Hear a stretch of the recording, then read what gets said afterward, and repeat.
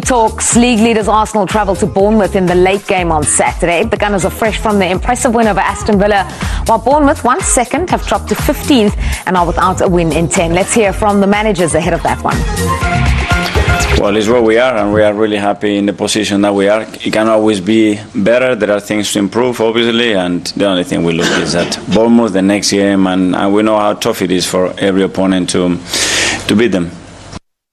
I think he's a top professional, top guy. He wants to help the team. He wants to help the teammates. And I have no doubts that he will do his best. Yes, no doubts with him. Does he want to go? You have to ask him. Antoine is behaving really, really well. There is a lot of noise around him, and he has been a top professional, and I'm sure he will be until the last day. Yes. A top professional. That must be really tough, given that everyone has linked him with the move away. That's Semenyo. Yeah, because it's going to happen. It's going to happen. You asked me at the start of the show about the word on the street. Well, the word on the street is that he's going to sign a long-term deal at City, and he's going to be the latest addition to the Pep Guardiola stable of all-stars. And he's earned the move as well because he's been really consistent. He's been the most potent weapon in the Bournemouth side. He scored against top clubs right from the kickoff. You know, you think about the Liverpool game where he was so impressive in difficult circumstances, as we all know, and he's maintained that consistency all the way through the season. I'd like you to ask Rachel the question you posed during the break. What about whether she would be a regular first team player at Aston Villa, as she was, or go to a bigger side, I won't know any specific side, but a bigger, an A-list side, where she would play perhaps one game in three, which is potentially what could be the case for Semenyo. I'm going to... No, I think our debate was how tolerant are you? How good can you cope with being a sub, which may happen initially, which we expect will happen initially, as it often does. And the psychology that you were explained to me was really instructive. And for some people, that is really difficult. Sort of the emotional turmoil they go through during the week of you training, you look like you're not in the starting 11. That sort of heightens as the week goes on. It then gets confirmed when you find out the team, and it's some players that's just really tough. Yeah. And I don't know if Semenyo has that much experience of that. But when you see his character from how he's performed at Bournemouth, and even just seeing how he's performed this season, because the rumours were certainly there in the summer as well, I think in some ways it maybe does make it easier for him to know that if the move happens in January, he knows he's contributed a lot to the first half of the season. Absolutely. And also he's made it very clear that he's thoroughly loved his time there. He loves doing well for the club, helping the club achieve that they have achieved. Last season was a huge part of where they finished. So he deserves his move, and it's just nice to hear that also the manager at the moment is saying, Areola is saying, he's a great professional, and I think nowadays we don't hear loads of that outwardly. So it's good to know that that's his character, and that's going to serve him well if he does go to Man City. Doesn't get in right away, or he has to fight for minutes, he has to compete. You have to suck that up and take your chance when you get it. Yeah, Antoine Semenyo has been so critical for them. It would be such a pity for them to lose him, especially given they started the season so well. And now they win this in 10, down to 15th. What's happened? Well, ironically, Semenyo's not their problem. It's at the back that they've got a problem, and they started so defensively well, but they've lost their way. Now, in a way, you can understand it because they lost their back four in the summer to bigger clubs, including Heisen, who went to Real Madrid, and they're in a situation. They kind of responded to it really well. I almost feel like a little bit of an imposter talking about defensive issues when I got a fantastic defender alongside me. So I'll hand over to you for this little bit. Yeah, well, they did lose a key number of those players, goalkeeper as well, of course, and that just unsettles you a little bit. It takes a little bit of time. There is some concern to those results, to not win a game. Then it becomes your instinct. So you just subtle things, you'll start to carry a deeper line, which encourages the team on, gives a bigger space in the midfield to cover, ends up meaning the other team spends a bit more time getting opportunities, or you're more spread out, more gaps to play through. So that's very subtle, but it can build. Then you end up with your own instincts. There's times when you're feeling confident, you know you'll just comfortably side foot the ball out of play. All of a sudden, when you're low in confidence, you get tense. And same with strikers. Talk about strikers being tense. They don't finish chances we expect them to. Same with defenders. A ball that you just think, just take your side foot and clear that height and distance. All of a sudden, you miss-hit it. Or in that, I think Trevor there, he loses his footing. Those are the things that, yes, you think it's a freak accident, but some of that's to do with getting your feet right quick enough, getting in position quick enough, and going back to some of the simple instincts. And it can be infectious and it affects people around you. So it's tough when you're in that rut. I want to stick with the theme of defenders as we move on to their opposition this weekend, and that's Arsenal. The statement win over Aston Villa. I don't really want to ask Rachel this question first because she's already given me the side eye. The statement win over Aston Villa in a run where they've been lucky with own goals. They've had penalties. This was something else. Well, I'll tell you what I thought when I watched this game. Look at the way that there is no tackle on any Arsenal player as they come in to score these goals. The space that they're given as well. To my mind, including the first goal where the goalkeeper just completely falls to pieces. This is an Aston Villa side for me that suffered stage fright on the night. Big match, crucial game. Had they won, they could have drawn level on points with Arsenal, and they froze. It was as if they were more used to seeing off sides where the pressure was all on the opposition than this one, because I think for them this was a real opportunity. That performance, particularly defensively, was inexplicable from what I've seen so far this season, particularly from an Unai Emery side as well that is normally so well organised. I expect them to bounce back this weekend because they play Forest. They've won their last 10 games at home. They'll be good against Forest again, but I just think they almost flew too close to the defensive sun this weekend, in midweek against Arsenal, and they'll just be glad it's behind them.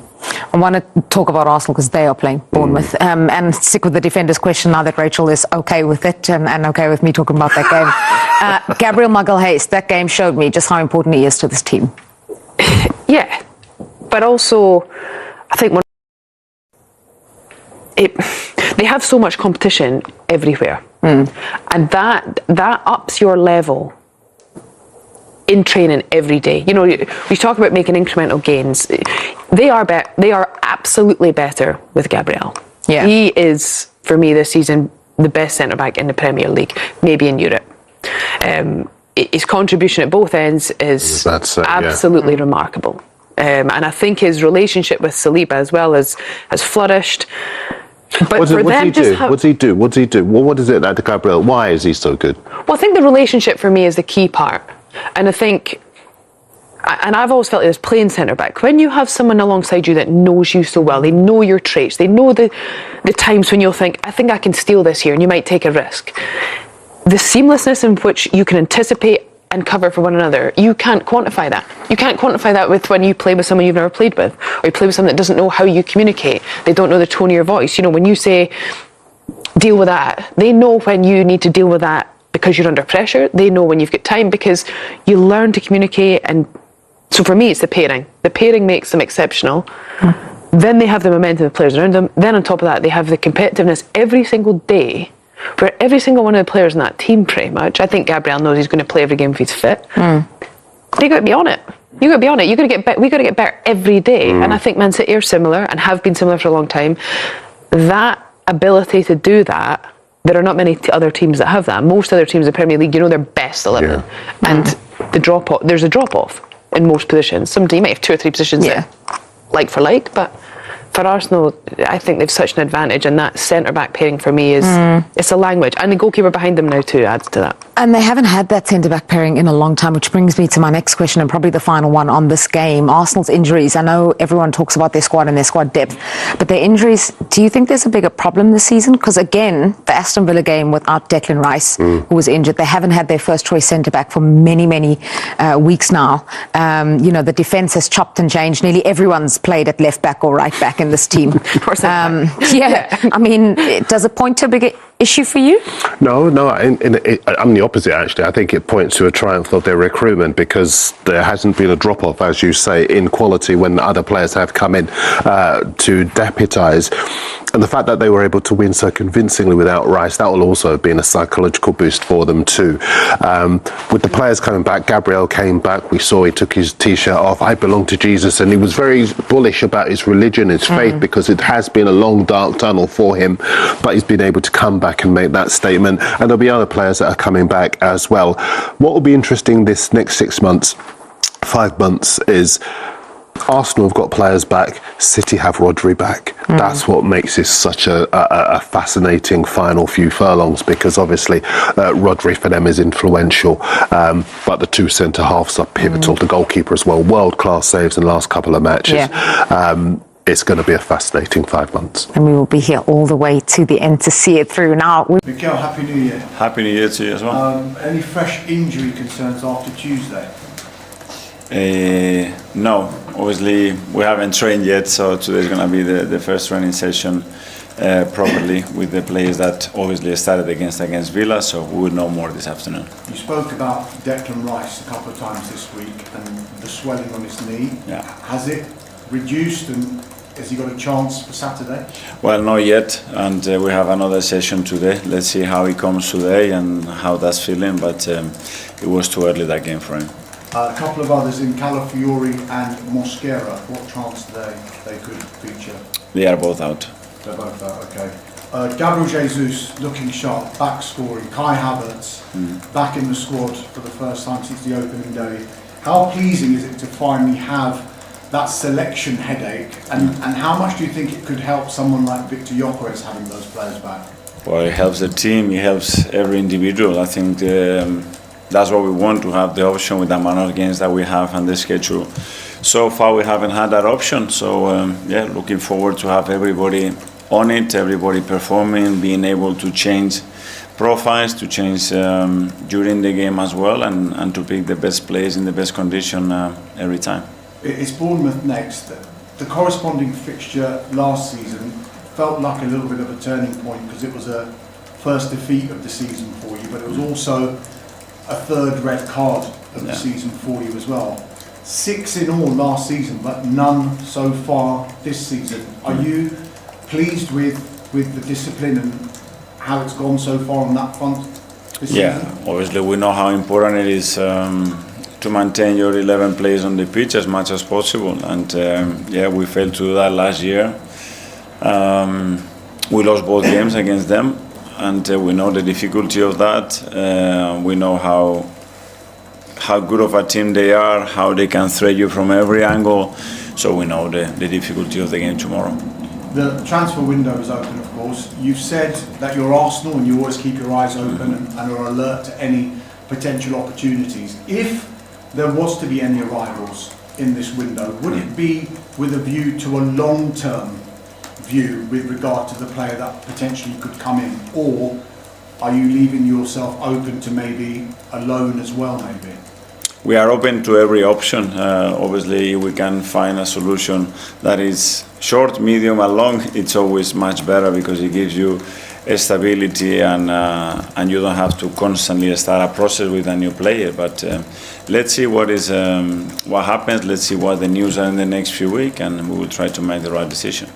On potential outs, I know you've been asked this question before. Ethan Nwaneri hasn't actually played since the Bruges game. Wasn't in the squad at all against Aston Villa.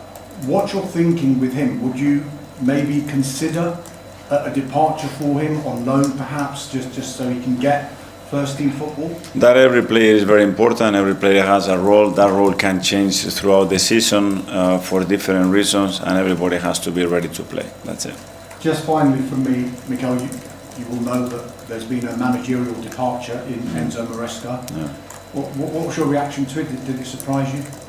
Well, wish him all the best. I really like Enzo as a person, as a professional. I think he's done a terrific job at Chelsea, and that's a decision that he's been made, and just wish him all the best. Thank you. Thank you. Hi. Morning, Mikel. Top of the table, 4 points clear of second place Manchester City after a convincing win against Aston Villa. What is the mood like amongst the team at the moment? Well, it was very good, obviously, after the game against a really tough opposition again to perform and to win in the manner that we did. Great focus on Bournemouth. We know how tough it's going to be tomorrow's game, and everybody's at it. You speak about the difficulties of facing Bournemouth. They were actually the only team to do the double over Arsenal last season. Yeah. What lessons did you take from both encounters? Well, a lot. They were two very different games. Obviously, a game there till minute 30 when Saliba gets surprisingly sent off. After, obviously, it was a different game when we managed as well, and we had some chances, but we managed losing the game against a home display at the beginning that it was very dominant, and that ended up in a really poor way for us. So a lot to learn, huge respect for them. I know Andoni really well, and what he's doing, I think it's incredible. And I'm watching all the games that they played this season and against the top sides, how difficult they made it and how they haven't got results against them as well. Difficult to understand. There was a mention, of course, of the likes of Gabriel Jesus coming back and Havertz in the squad. Someone who's obviously done well up front for you is Leandro Trossard, the most goal involvements. How pleased have you been with his performance this season so far? Well, I think he's been very consistent, very stable, but all of the front players, I would say, because they all contributed through the season so far in a great way, whether it's starting or whether as an impact players as well. So that's what we need. Whoever we put in there, they will bring different qualities to the team, but I think they're in a great moment. Do you sense a real hunger then from those attacking players to want to start? Yeah, to want to start, but as well fulfilling the role when they have to come in an extraordinary way. That's something that we have improved a lot. So every time we bring in players on the pitch, they really decide in games, and that's what we need. Thank you, best of luck. Thank you. Ian, talk to what? Hi, Mikel, how are you? Very good, thank you. 4 points clear at the top. Would you have signed up for that right at the beginning of the season to go into the second half of the year with a lead of 4 points? And is it already beginning to, in your mind, look like that game at the Etihad could be the title decider? Well, it's where we are, and we are really happy in the position that we are. It can always be better. There are things to improve, obviously, and the only thing we look at is at Bournemouth the next game, and we know how tough it is for every opponent to beat them. You've only lost 2 games this season. That kind of consistency, though, is what wins you titles, right? Yes, but we are still in early January, so we have another 5 months to go, and so far we have to do much more. The club's discipline, players' discipline has been mentioned already. No dismissals yet this season. How much of that is down to you? How much did you take them aside at the beginning of the season and say, listen, we have to keep 11 players on the pitch? And your behaviour on the touchline, you're still passionate and jumping up and down, but it also has improved. No, well, I think it's we can talk about it, but at the end it's players' decisions, and sometimes not even their decision. So yeah, we had periods since I've been here that we had quite a lot of red cards, then none. So that has fluctuated. We know how important it is to have that stability in that discipline, and as well having the possibility to play constantly with 11 players. So we try to do that as much as possible. And finally, Declan Rice, we spoke before. I asked you whether you think you might be a Ballon d'Or in the future. Sometimes it's seen as being a negative for a player to be good in lots of positions, i.e. not a master of one position, but just good in quite a lot. He seems to be a master of every position he plays in, and therefore for him it's a positive rather than a negative. Well, I think it's a very positive thing for him, for the team, for the club, and in general in football, a player that has that mindset, that capacity to adapt, and that has attributes that can fulfill different roles, it makes us much better as a team. Tom, Rich. Hi, Mikel. Hi. Just want to ask you about expected goals, because it seemed for many weeks that you were underperforming what the expected goals was showing and how many goals you should have scored. How much do you kind of place on that algorithm, that statistic, in informing what is encouraging about your team in those weeks? It's another one, but as I said before, is the stat that fluctuates so much. There are other teams that they were overperforming it for big time. So is it sustainable? No, it's not, but it will change the dynamic, and then if you see throughout the game how that changes as well. So for 60 minutes, 70 or 80 minutes, what you've done on the last 10. So yeah, it's a stat. You can use it in the manner that you want. For us, there are many other things much more important than that. And can I just ask you on Declan as well, because you mentioned that he took a bit of a bad kick in the game against Brighton. He completed that game, and I think he was seen kind of struggling a little bit with his knee throughout the game. Now knowing kind of more about the injury, is it a case where in hindsight he should have come off in the game, or the fact he completed the game is a little bit regretful? How do you assess that injury? No. He managed to do it. That's normal. Sometimes you get a hit, and throughout the game you are able, with adrenaline and because you are warm, you are able to sustain that, and then the body reacts, and it reacted probably more than we expected, unfortunately, and that's where we are. Hi, Michael. Hi. In terms of the injuries, the last 18 months has obviously been really hard luck for Arsenal. I was just wondering, when you find out about a new one, what goes through your head, and has that changed? With the new? So when you find out about new injuries to Yeah. players, what goes through your head? What's your reaction, and has that changed over time?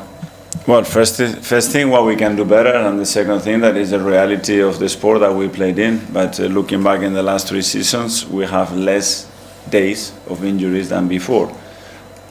So, yeah, it's how you look at it. We had injuries that you have to separate the traumatic ones and the ones that are like muscle injuries, and we have to improve. But we are better than some other years. And in terms of players coming back, I know a lot of people may talk about rotation and maybe one player coming in for another, but does it also give you, I guess, the ability to be much more flexible in how you can kind of maybe put some players together that you couldn't do before? At the end, I think we have to talk about performance, not rotation. We want performance, and the highest performance every 3 days or throughout the game, and that's what we have to look at. And in order to achieve that, what are the best players in the best condition, with a better relationship to fulfill that.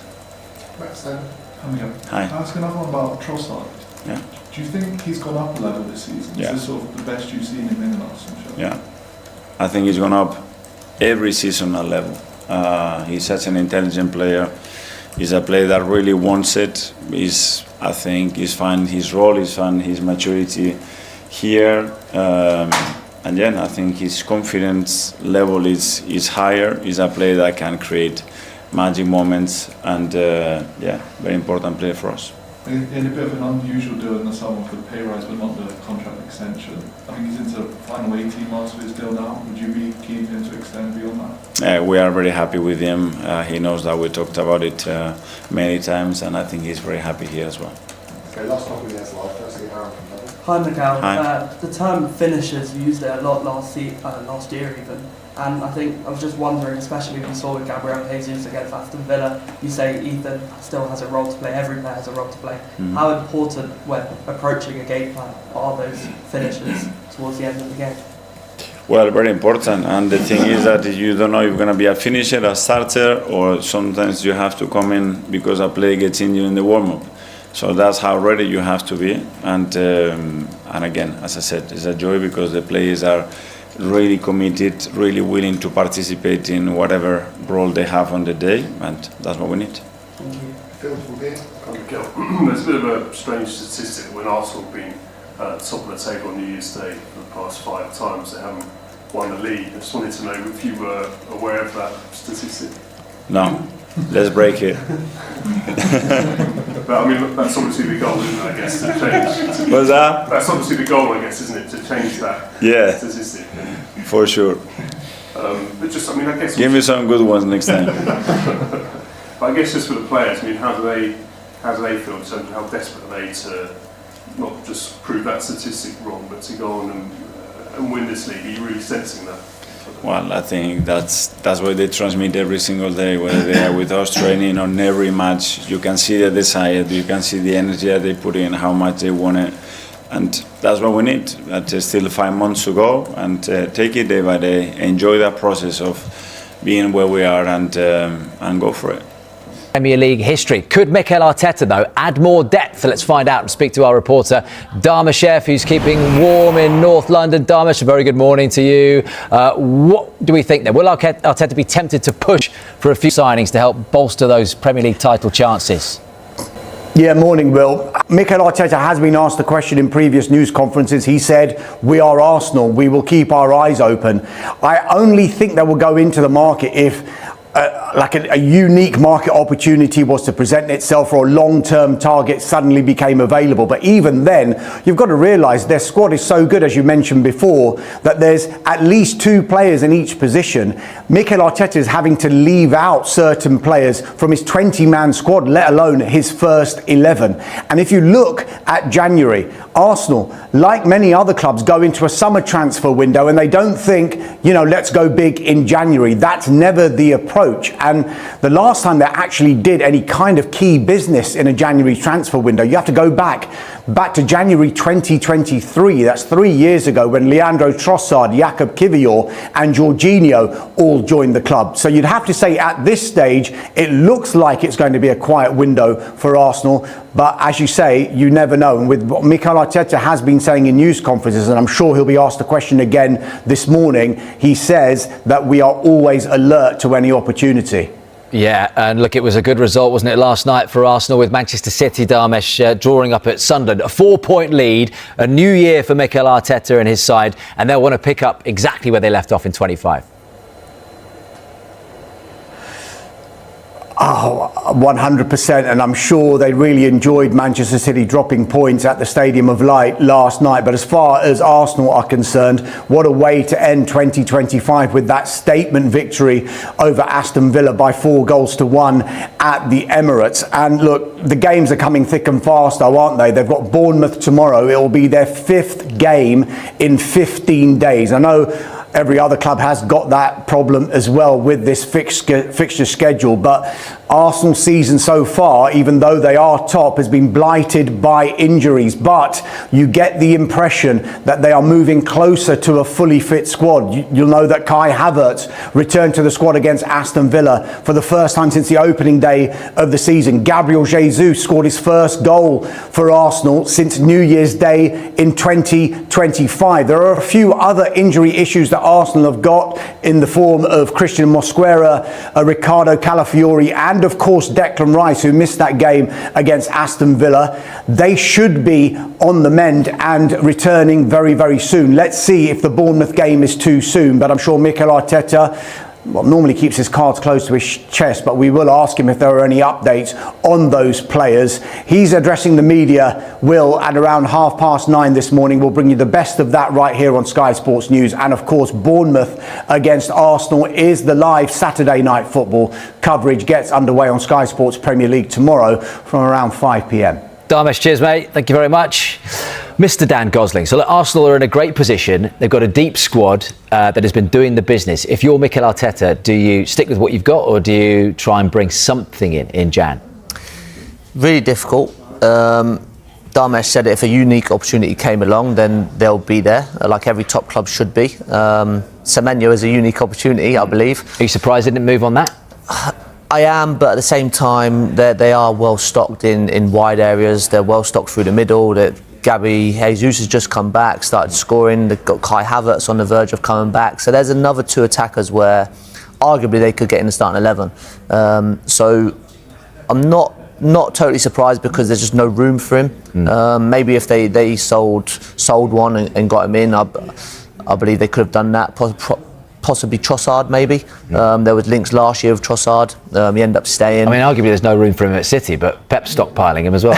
yeah, I agree. I think the difference is Arsenal's wingers are contributing a lot of goals. To take someone out, Saka plays no matter what.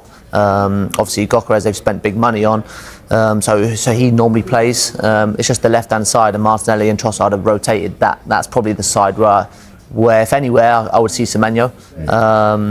But at the same time, Martinelli's young, he's improving all the time.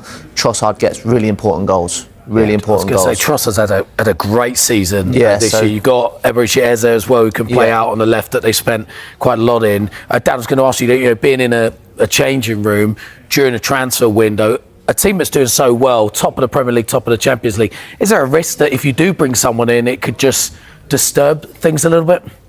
Yeah, there is that. I think if Semenyo did go to, say, an Arsenal, I think that the two guys on the left would be a little bit concerned and think, oh, where's my game time coming? So it can upset it a little bit. So I don't see Arsenal moving for Semenyo, to be honest. I think in another window, in maybe the summer possibly, where they'd have more time to sort the squad out. But at this moment in time, and the other caveat is people don't want to leave Arsenal right now. Yeah. They're on the verge of winning the Premier League for the first time in 15, 20 years. So, why would you want to leave when you're playing a big part in the squad? And it's In his latest press conference, Mikel Arteta struck a calm but determined tone, making it clear that Arsenal are fully locked in on their objectives for the rest of the season. According to Arteta, the squad knows exactly what they want and understands that achieving it will require relentless hard work, focus, and unity. One of the biggest talking points was the January transfer window. Arteta confirmed that Arsenal are actively monitoring the market, especially due to recent injury concerns. However, he was quick to stress that the club will not rush into deals.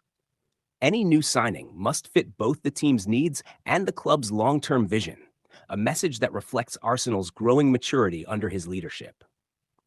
On injuries, Arteta offered cautious optimism. While some players are still sidelined, there are encouraging signs of recovery, and the medical staff are carefully managing workloads to avoid further setbacks during this intense period. Above all, the press conference carried a strong sense of belief. Arteta repeatedly highlighted the squad's mentality, insisting they are ready to fight on all fronts in the Premier League. The message was simple but powerful. Stay focused, stay hungry, and keep pushing, because the season's biggest moments are still ahead.